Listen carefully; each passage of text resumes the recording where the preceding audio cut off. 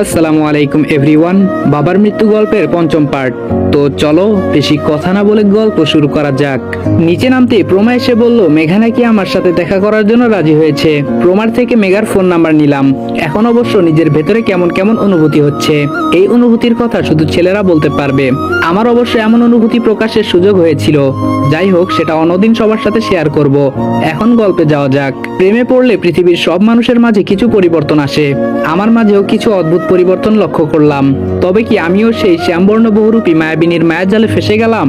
মুহূর্তেই মনে হতাশা সৃষ্টি হলো। প্রমা বলেছিল মেঘার বিয়ে ঠিক হয়ে আছে। কি অদ্ভুত, আমি সেটা জেনেও মেঘার প্রতি মায়ের অনুভূতি সৃষ্টি করছি। আর আমি একদিক দিয়ে একতরফা ভাবছি কেন?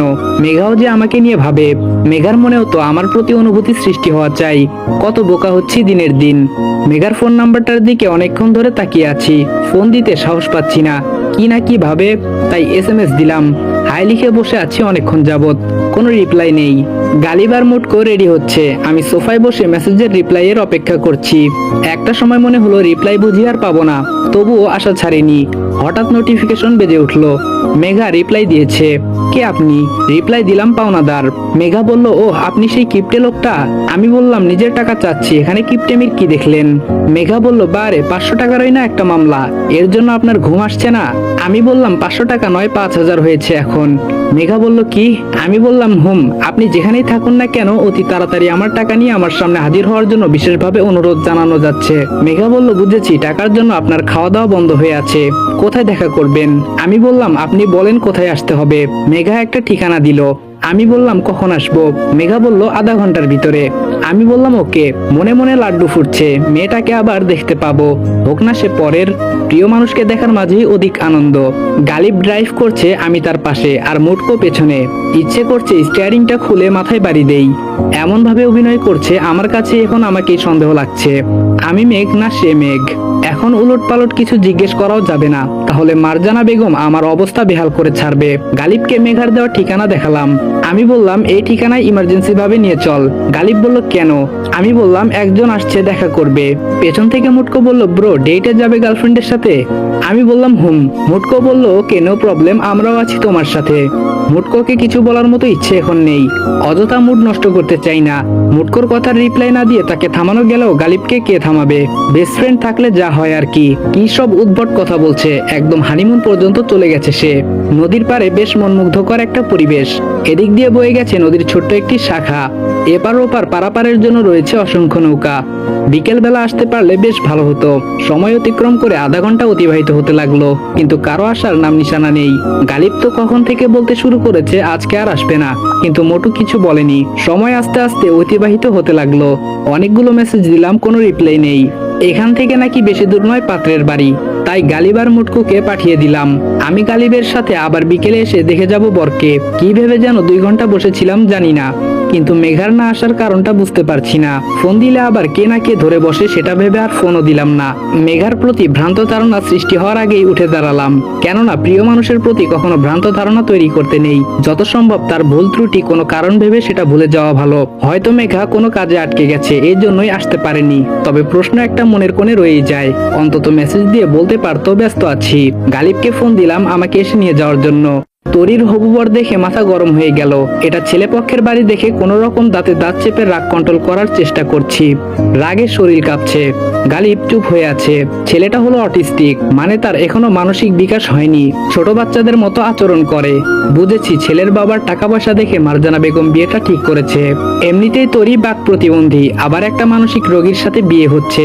এই সংসার তো 1 মিনিটেও সুখী হবে না। আমি আর গালিব হতাশ হলেও মোটকুসে দিব্যি বলে যাচ্ছে। গালিব পাত্র কিন্তু ফার্স্ট ক্লাস, আমার হেভি ভালো লেগেছে। ইচ্ছে করছিল ওর মুখ বরাবর শরবতের গ্লাসটা ছুঁড়ে মারি। গালিব বুঝতে পারে আমার অবস্থা। গালিব ততক্ষণে আমার হাতটা ধরে ফেলে। শালা মোটা চোখে দেখে না এটা নাকি ফার্স্ট ক্লাস পাত্র। রাখ, আগে বিয়েটা ভাঙ্গি। তোর মুখোশ যদি আমি প্লাস দিয়ে টেনে টেনে না খুলছি তাহলে আমি আসাদুজ্জামানের ছেলে না। পকেটে মোবাইল বেজে উঠলো। রাগটা সংযত করে মোবাইলটা পকেট থেকে বের করলাম। দেখলাম মেঘার নাম্বার থেকে ফোন এসেছে। সাথে সাথে সুইচ অফ করে দিলাম। এই মেঘ এত ভেসে আসেনি যে একটা মেয়ে তাকে আঙ্গুলের ইশারায় নাচাবে আর সে নাচবে। এমনি মন মেজাজ ভালো না।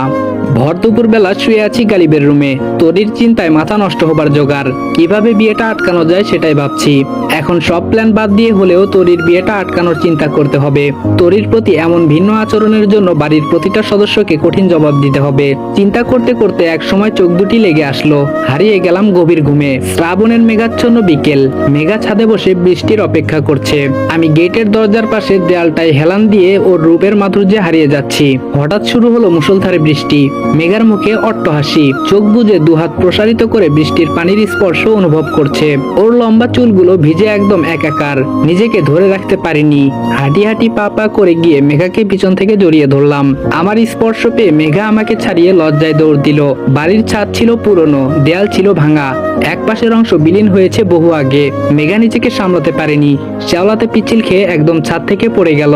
আমি মেঘা বলে চিৎকার মেরে লাফ দিয়ে ঘুম থেকে উঠলাম। পুরো শরীর এখনো কাঁপছে।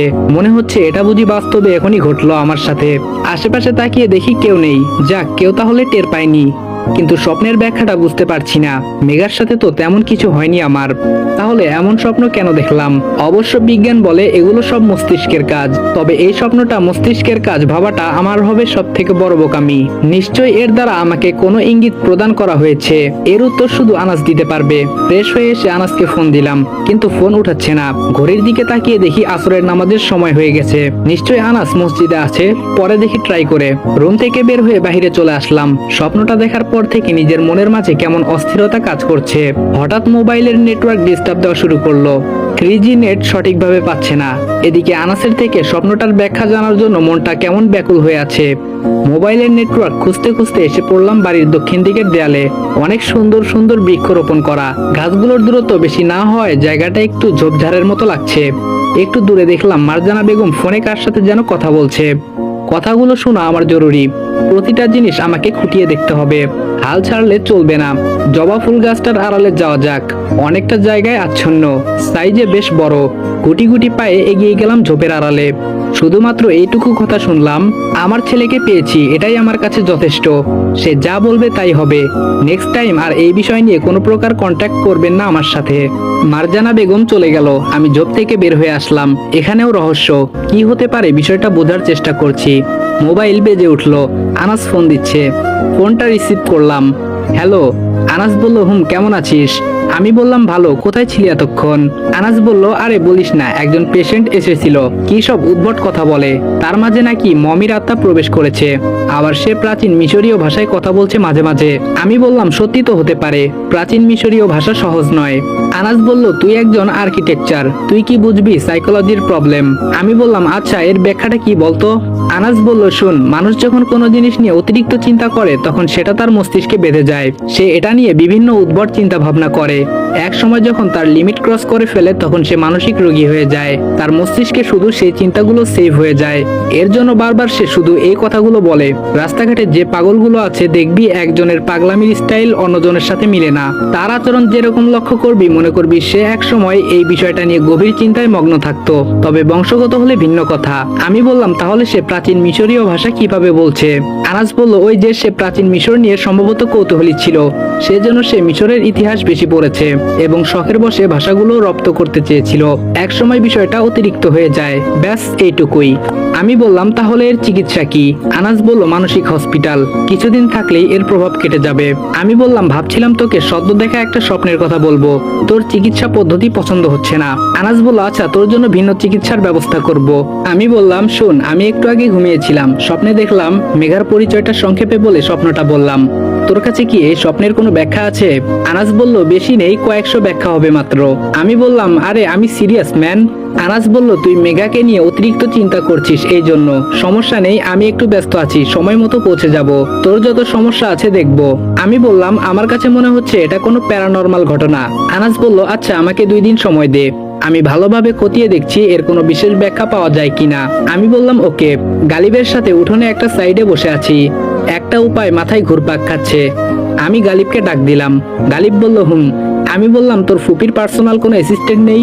গালিব বলল আছে তো, দেখিস না ফুপির পিছনে প্রায় সময় দুজন ঘোরে। আমি বললাম 2 বছর আগে কি তারাই ছিল?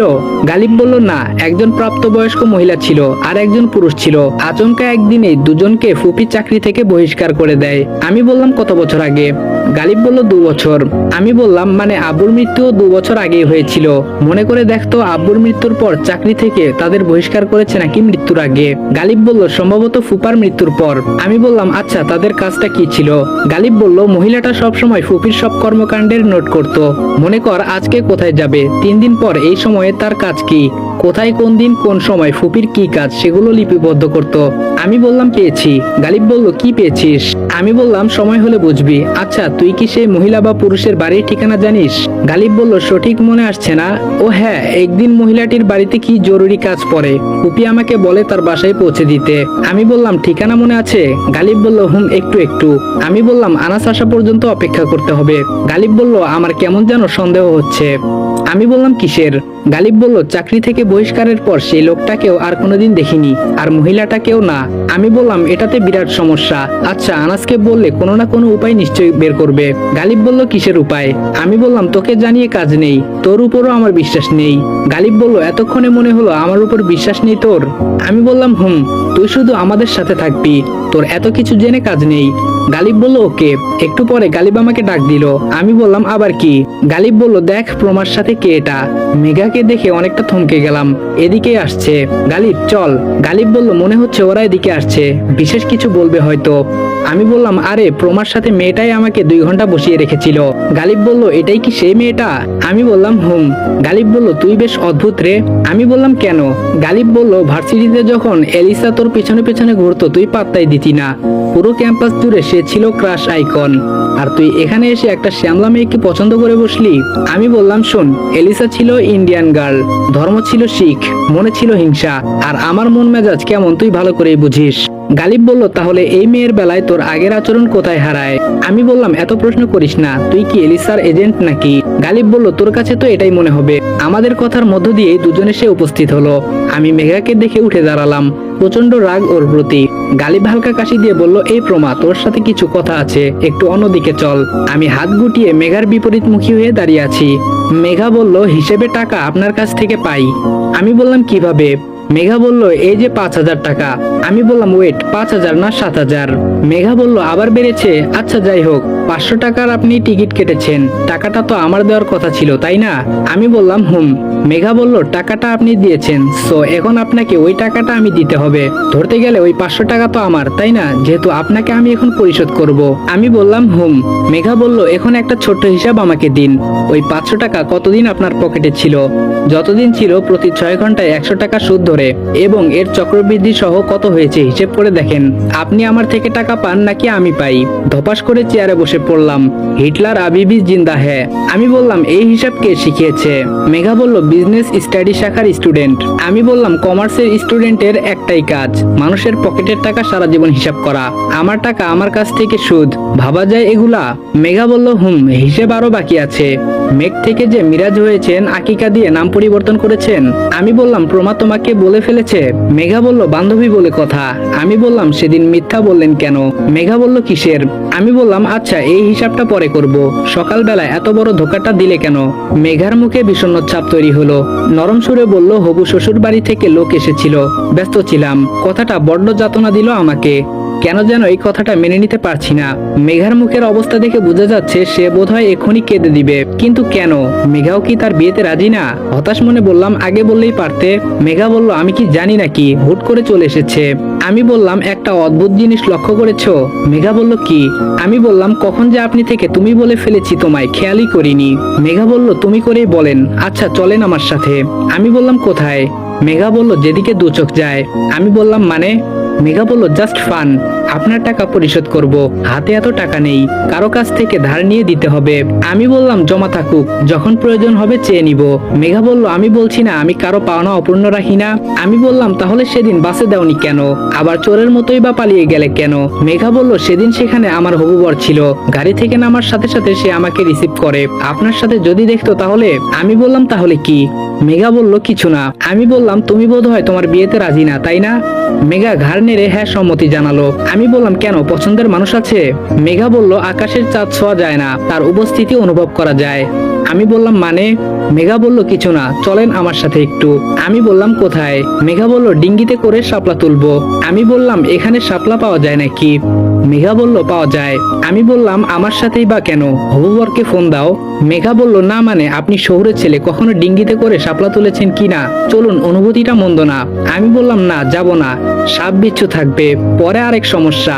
আমার যখন ইচ্ছে হবে গালিবকে সাথে নিয়ে যাব। মেঘা বলল, ওহ ঠিক আছে। একটু নীরব থাকার পর বললাম, নৌকাতে চড়ার বেশি শখ নাকি? মেঘা বলল, কিন্তু কেউ নিয়ে যায় না, ভাইয়ারা শুনলে বকা দেয়। আমি বললাম, এখন কেউ দেখবে না? মেঘা বলল, না, এপারে কেউ পরিচিত নেই, তোরির বিয়ের নাম করে এসেছি, বিয়ে পর্যন্ত আছি। আমি বললাম, সাথে গালিবকে নিয়ে নেই। মেঘা বলল, না। আমি বললাম, কেন? মেঘা বলল, আপনার সাথে ঘুরবো। আমি বললাম, দেখা যাবে, মেজাজ গরম হলে তোমাকে ডিঙ্গিতে ফেলে দিলাম, গালিব থাকলে তো আটকাতে পারবে। মেঘা বলল, আপনি যদি ফেলেও দেন, আপনি আবার তুলবেন, রাগী মানুষের মনে মায়া বেশি। আমি বললাম, মায়া বেশি, তবে সবার জন্য নয়, শুধু পরিচিতদের জন্য। মেঘা বলল, সেদিন বাসেও কি আমি আপনার পরিচিত ছিলাম? আমি বললাম, বাদ দাও, চলো তো। মেঘা বলল, ওয়েট, আমি বোরকা চেঞ্জ করে আসি। আমি বললাম, কেন? মেঘা বলল, ঘুরতে যাব, একটু প্রকৃতির নিবিড় স্পর্শ অনুভব করব না? আমি বললাম, বোরকাটাই বেটার, পর্দা হচ্ছে, না হয় গুনাহ হবে। মেঘা বলল, আপনি কি জানেন মানুষ জেনে শুনে গুনাহ করে বেশি? আমি বললাম, তবে নিজেকে সর্বদা সতর্ক রাখলে ক্ষতি কি?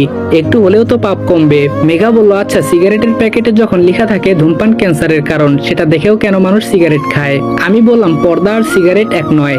মেঘা বলল, আপনার সাথে থেকে করি না একটু গুনাহ, পরে তাওবা পরে নিব। আমি বললাম, তাওবা পড়ার আগেই যদি ওপারের ডাক চলে আসে? মেঘা বলল, আপনার মতো ভাবলে পৃথিবীতেও একটাও খারাপ কাজ হতো না। আমি বললাম, পৃথিবীতে খারাপ কাজ না হলে ভালো কাজের মূল্য বোঝা যায় না। মেঘা বলল, সেটা অবশ্য ঠিক, তবে ইচ্ছে করে না করাই বেটার।